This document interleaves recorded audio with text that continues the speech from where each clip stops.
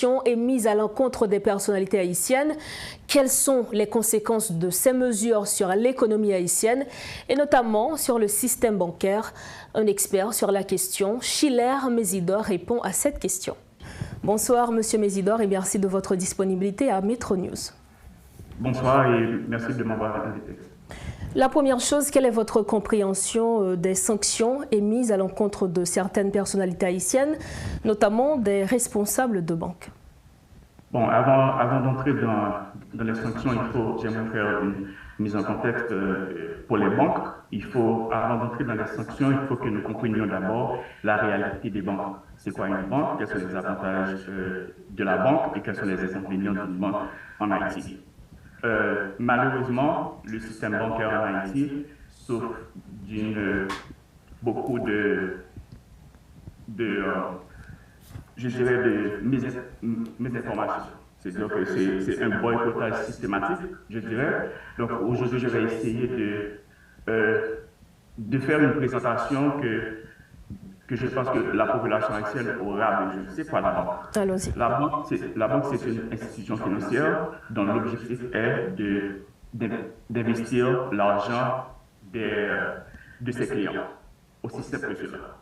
Maintenant, chez nous, en Haïti, nous avons une très mauvaise définition de la banque. Nous pensons que la banque est notre coffret personnel. Également, il faut comprendre que dans un contexte international, la banque haïtienne est soutenue par la banque aux États-Unis qui elle-même est soutenue par le dollar américain. C'est-à-dire que chaque gourde est soutenue et supportée par le dollar américain. 3. Quels sont les avantages de la banque? La banque a toujours de cash flow, beaucoup d'argent, ça on comprend. Maintenant, les désavantages, c'est ce qui nous intéresse aujourd'hui et dans un contexte haïtien. Oui, justement, l'objectif effectivement de cette interview, c'était de parler des sanctions émises à l'encontre de certaines personnalités, notamment les responsables de banques. Mais merci pour cette présentation. Alors, nous allons rentrer en ce qui a trait aux sanctions même. Quelle est votre compréhension de ces sanctions qui sont émises? Je n'ai pas tous les détails des sanctions, mais ce que je peux dire, il faut que l'hypocrisie arrête.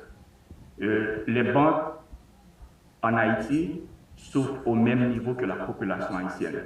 Et comment expliquez-vous cela? Ok, je m'explique.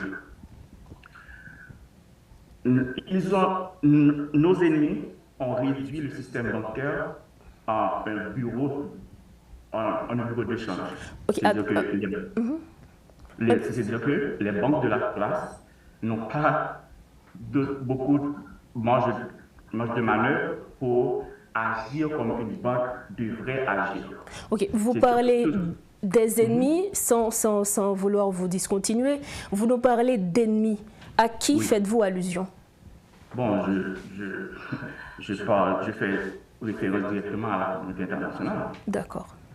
Qui n'encadre pas les banques, les banques haïtiennes et qui espère que la population haïtienne se soulève contre les banques. Parce que ça a été bien calculé et c'est la réalité dans les pays du Sud. Les pays du Nord ne s'occupent pas des infrastructures dans lesquelles que les banques et ces banques-là doivent avoir comme prérequis pour fonctionner. Par exemple, nous sommes du système Bretton Woods. C'est-à-dire qu'on doit avoir un système de notation. Il y a un système de notation aux États-Unis, il y a un système de notation au Canada, il y a un système de notation en Angleterre. Mais il n'y en a pas en Haïti. C'est-à-dire que c'est pas bouclé. On n'a pas tous les outils, mais ils s'en coûtent pas mal. Parce que ce n'est pas le problème. Maintenant, avant d'entrer dans cette question de sanctions et de corruption, pourquoi est-ce que la communauté internationale s'érige toujours comme compétiteur vis-à-vis des banques privées? Pourquoi?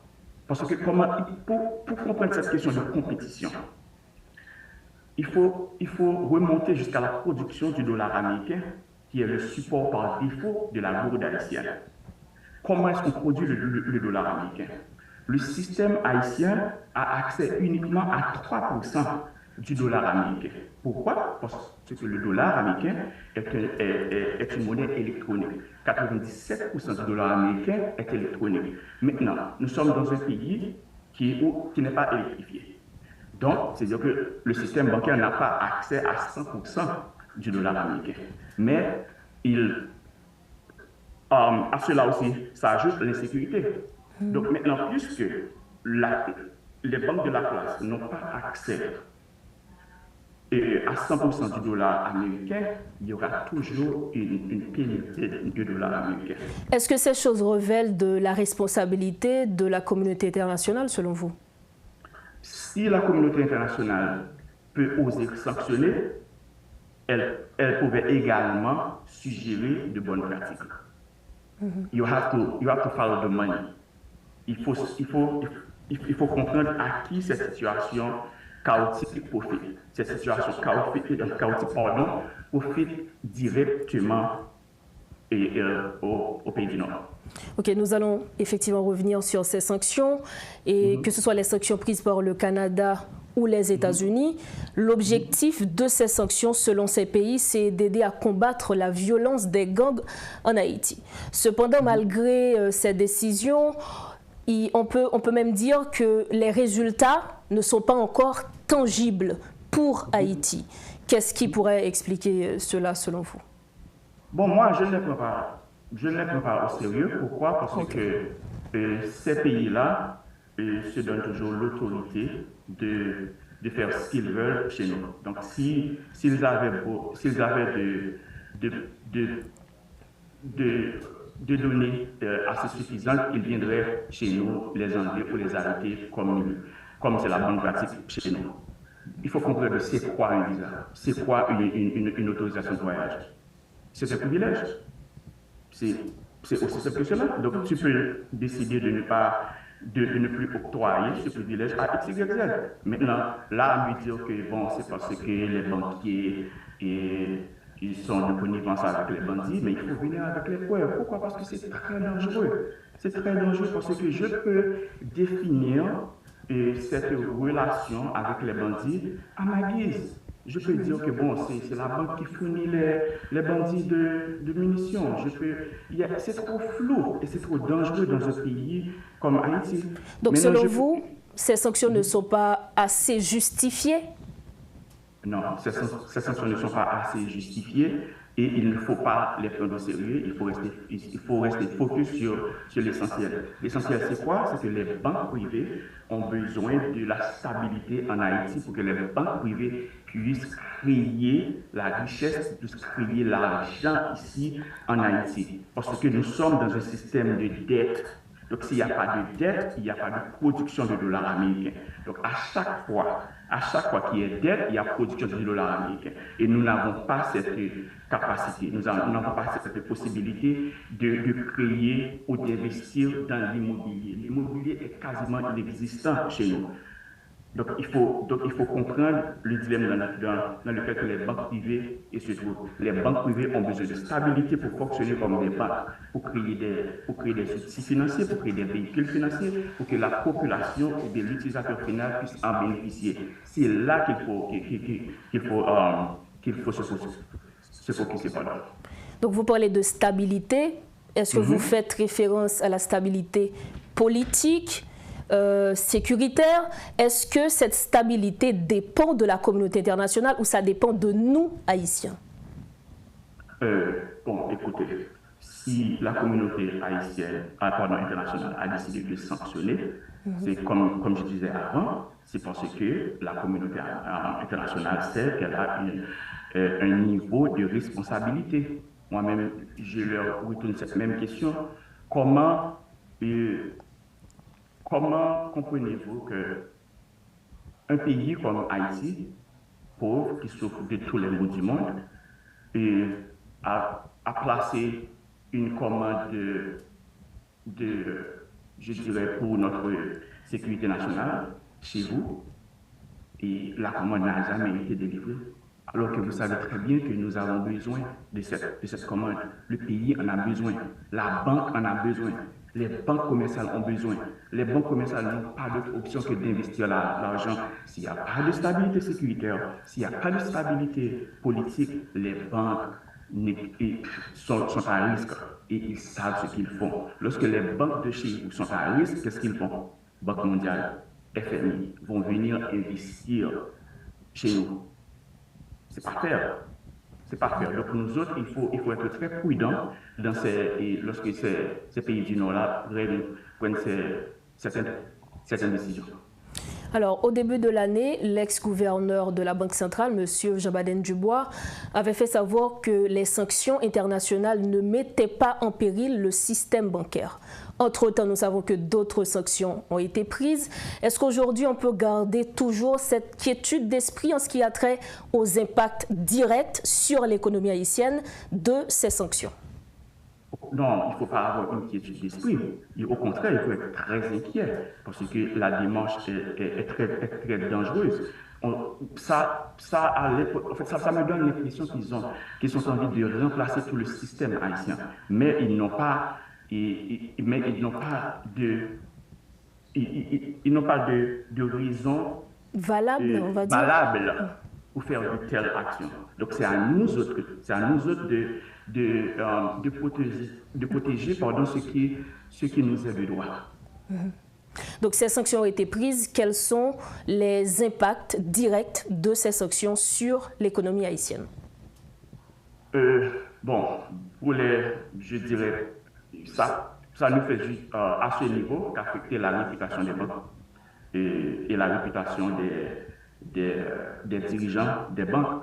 Et puis ça s'arrête là. Maintenant, ce qu'ils font, c'est ils insinuent chez la population haïtienne de ne plus se fier au système bancaire. Alors que le système bancaire, il n'y a pas de système bancaire haïtien. Le système bancaire est un système bancaire international. Il n'y a pas que deux banques, il y a une seule banque.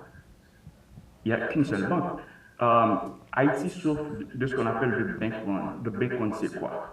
C'est qu'il n'y aura jamais assez de dollars américains pour les consommateurs. Mais ce n'est pas illégal, c'est légal.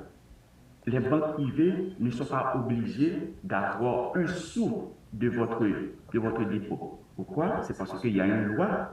Il y a une loi qui s'appelle le Fractional Reserve Banking qui, depuis mars 2020, donne aux banques privées la liberté de ne pas avoir un sou de votre dépôt chez elles, parce que la banque a besoin d'investir votre argent. Et on ne peut pas remédier à cette situation? Très bonne question. Il faut être très intelligent. D'abord, il faut travailler avec le gouverneur de la Banque centrale pour lui dire, écoutez, nous sommes dans une situation très spéciale, il faut prendre des décisions très spéciales. Maintenant, il faut développer des dynamismes, stratégies, procédures et protocoles pour voir comment est-ce que l'utilisateur peut être satisfait, peut-être à 40 et à 50%. Par exemple, ils peuvent créer des formes à partir desquelles l'utilisateur peut dire, OK, voilà, approximativement, j'ai $1000 chez vous, approximativement, j'aurai besoin de $200 dans 15 jours, par exemple. Des choses pareilles. Donc, il faut innover dans le système. Donc, c'est ce que je pense que le système bancaire n'a pas fait. Le système bancaire n'a pas essayé de rencontrer la population à un niveau où les deux seraient satisfaits. Parce que le système bancaire souffre au même niveau que l'utilisateur final. Et vous avez expliqué pourquoi vous dites que le système bancaire souffre autant que la population. Avant de finir avec cette interview, il y a la question de l'émergence des BRICS, des pays BRICS. Est-ce qu'aujourd'hui, avec cette émergence, est-ce qu'Haïti devrait se tourner vers ce groupe, selon vous, M. Mésidor? Il faut être très prudent par rapport aux BRICS. Pourquoi? C'est parce qu'il n'y a pas de H dans le BRICS. C'est-à-dire qu'il n'y a pas encore d'espace pour nous autres Haïtiens. Il faut comprendre que c'est une tentative et c'est une velléité d'avoir une monnaie pour concurrencer le dollar américain. Nous avons déjà vécu ça avec l'euro. Maintenant, pour comprendre le BRICS, il faut comprendre la réalité, la vie dans ces pays-là, la vie au Brésil, la vie en Russie, Justement. la vie en Inde, en Chine et en Afrique du Sud. Sauf les États-Unis d'Amérique, le Canada, ils ont un système qui marche. Ces deux pays-là, disons les États-Unis, c'est un pays où l'algorithme, si on suit un algorithme, et on peut partir de la pauvreté extrême jusqu'à devenir riche, parce que le système s'en est déjà occupé. Est-ce que je peux dire que c'est la même réalité pour ces 5 pays-là? Non. Je comprends qu'ils ont beaucoup de pétrole, je comprends qu'ils ont beaucoup de ressources naturelles, mais les États-Unis également restent un pays vierge. Haïti reste un pays vierge.